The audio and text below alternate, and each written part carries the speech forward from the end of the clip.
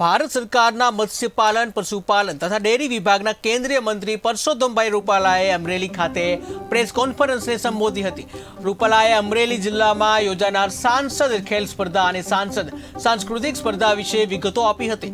કેન્દ્રીય મંત્રી પરસોત્તમ રૂપાલાએ જણાવ્યું હતું કે અમરેલી જિલ્લાના રમતવીરો માટે વિવિધ રમતોમાં અલગ અલગ વયજૂથ માટે તાલુકા કક્ષાએ સાંસદ ખેલ સ્પર્ધા યોજાશે। તાલુકા કક્ષાની આ સ્પર્ધાઓ પૂર્ણ થયેથી અમરેલી જિલ્લા કક્ષાએ સ્પર્ધા યોજાશે। વિવિધ સ્પર્ધાઓના જિલ્લા કક્ષાના વિજેતા ખેલાડીઓને મંત્રી તથા મહાનુભાવોના હસ્તે સન્માનિત કરવામાં આવશે।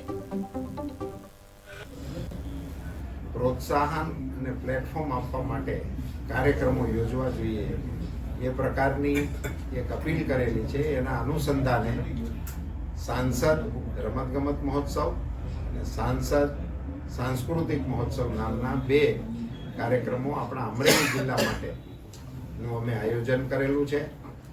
જિલ્લાના અધિકારીઓ, અહીંની આપણી સ્થાનિક આગેવાનોની ટીમ, જેમાં અમારા લીલિયા કોલેજના પ્રિન્સિપાલ આદરણીય કાનપરિયા સાહેબ એને લીડ કરશે,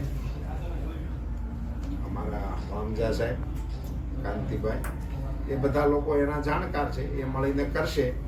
તાલુકા સ્તરની રમતગમતોના ઉત્સવો કરીશું અને જેની પછી સ્પર્ધા જિલ્લા સ્તરની કરીશું અને એમાં ઉત્તીર્ણ થનારા, સફળતા મેળવનારા લોકોને પ્રોત્સાહન મળે એ પ્રકારના કાર્યક્રમો કરીશું।